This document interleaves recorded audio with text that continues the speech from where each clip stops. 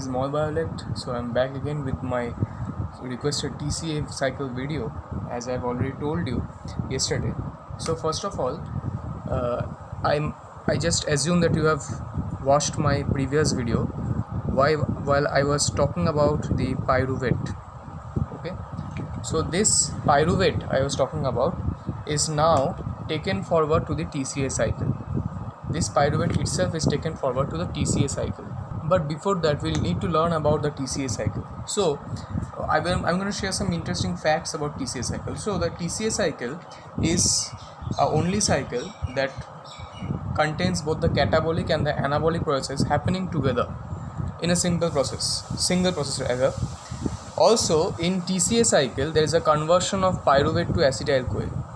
So this pyruvate, which I told earlier, this pyruvate is converted to, first of all, something known as acetyl CoA.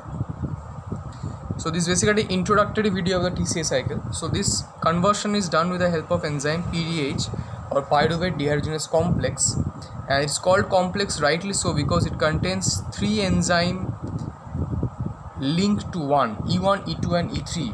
Okay, there are 3 enzymes linked to one. Now, precise understanding of the pyruvate dehydrogenase complex shows us there is a multi-enzyme complex which binds to the substrate and holds it till the final conversion. It requires actually 5 cofactors. 4 from the vitamins.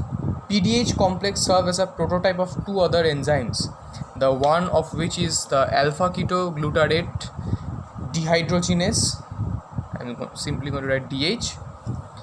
And the other is that of the branched alpha keto acid dehydrogenase, and that's used in oxidative pathway for several amino acids like lysine, okay, proline, okay. So there we get this kind of things. Now after this, the overall reaction of this TCA cycle, or the first reaction particularly I'm talking about, is known as the oxidative decarboxylation reactions, and this is rightly called so because there is a removal of one CO minus from this entire thing. So how the reaction progresses, let's look into. So we have got pyruvate, and this pyruvate is converted to acetyl coenzyme A, and while doing, it's basically not a single direction reaction, it's a reversible reaction. So here, while pyruvate to acetyl CoA, we get a removal of CO2, and if you are actually using, for example, if you are radioactivating this pyruvate, okay, then this CO2 which will be given off in the reaction will actually contain, means pyruvate to CO2 conversion is going on, so there is also an incorporation of coenzyme A, CoASH, and this coenzyme A actually enters and there is a removal of CO2. And also in this case, so I have to tell about everything first and then I should go into the radioactivity part, and there is a removal of NADH over here, and along with NADH we also have NADH plus H plus, one H plus also is there. So in this case, as it is a reversible reaction, you can radioactivate anything, like in this case I can radioactivate pyruvate, or even if I, in the reversible reaction, I am talking about this reaction which I have written, this one which is reversible in nature, from acetyl CoA to pyruvate.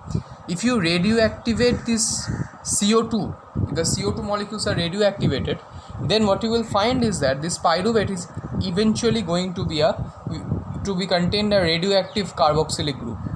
Okay, so this combined dehydrogenation and decarboxylation of pyruvate to acetyl CoA requires sequential action of 3 different enzymes and 5 different coenzymes, or prosthetic groups you can say. So they are, number 1, the thiamine pyrophosphate, or TPP we can say.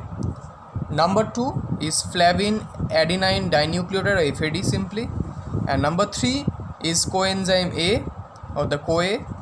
Number 4 we have NAD, or the nicotinamide adenine dinucleotide, and number 5 we have got lipoate. So this is the things which we require for doing this electron. Obviously in these cases the FAD and NAD, both of them are electron acceptors. Okay, so let's just rub this off. So now we are going to look at how pyruvate is converted to acetyl CoA. So in this case, in the reaction pyruvate, if we give pyruvate inside the reaction, CO2 is taken out of the reaction. So the first I have told about the TPP, thiamine pyrophosphate. So this TPP falls on the E1, enzyme 1 contains TPP. So this TPP is getting converted to TPP plus CHOH from this part and CH3. So these are step 1, where TPP forms an adduct with this pyruvate while the CO2 is released out. Okay, sorry for that. And from there, as it returns back to TPP for the next pyruvate to be converted, the step 2, what happens is that we have got lipoyl lysine. Okay, so I was talking about the lipoate. So we have got lipoyl lysine. So the lipoyl lysine looks like this. Sorry for the bike sounds and everything.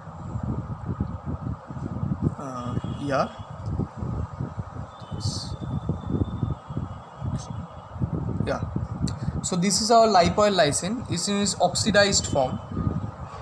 So now from oxidized form it gets reduced. So addition of hydrogen basically. So what happens is that also it forms an adduct with this part, the part of the pyruvate.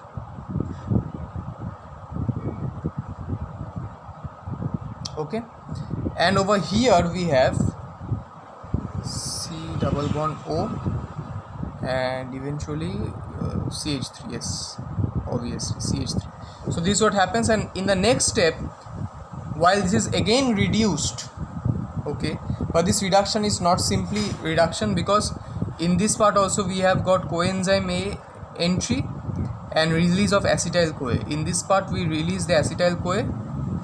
Okay, and while this is getting released, the lipoate is now back into this form. Okay, now from here to oxidation step, so this was our E2. From here to the again oxidized form, we need another enzyme E3. So in that case, FAD plus becomes FADH2. And for converting this FADH2 back to FAD plus, we need another one, which is the E3 in this case, and that is this FADH2 is basically E3, and the next part that we require is NAD plus. This NAD plus becomes NADH plus H plus. So this is what happens inside the pyruvate dehydrogenase complex. So ultimate products are what? Ultimate products are acetyl CoA over here. Okay, the acetyl CoA structure is simply CH3, C double bond O and SCOA. So why is this acetyl CoA added to this pyruvate? Because acetyl CoA is added so that we need to activate the molecule before going into the next step of the reaction. So this acetyl CoA contains this SCOA group, is basically an activator group for the next reaction, that is a TCA cycle.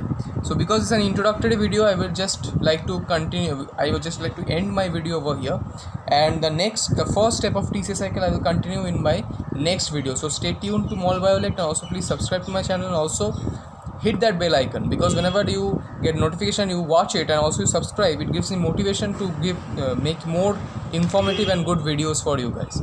So Mol Biolect out for now. Bye.